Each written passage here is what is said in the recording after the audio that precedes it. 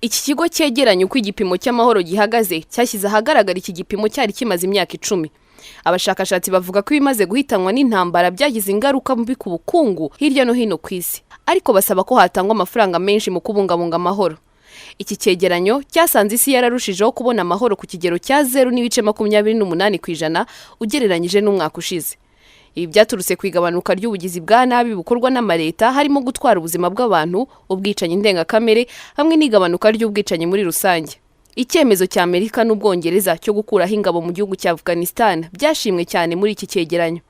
Gusa nubwo hirya no hino ubwicanyi bwagabanutse, Leta Zunze Ubumwe za Amerika ziracyaza ku isonga mu bikorwa by'ubugizi bwa nabi bwiyongereye ku buryo bubuza abantu amahoro, ni mu gihe iterabwoba ryiyongereye i Burayi, nubwo ariho hakirangwa amahoro n'umutekano ku isi. Umubare w'ibihugu bikirangwamo iterabwoba n'ibikorwa bwabyo wariyongereye bigera kuri 23. Muri byo harimo Denmark, Sweden, Ubufaransa na Turkiya. Aba bashakashatsi basanze 60% by'ibihugu ubu bifite ibibazo by'iterabwoba ugereranyije n'imyaka 10 ishize. Iki cyegeranyo kandi cyanibanze ku gitero cy'i Manchester mu kwezi gushize mu Bwongereza.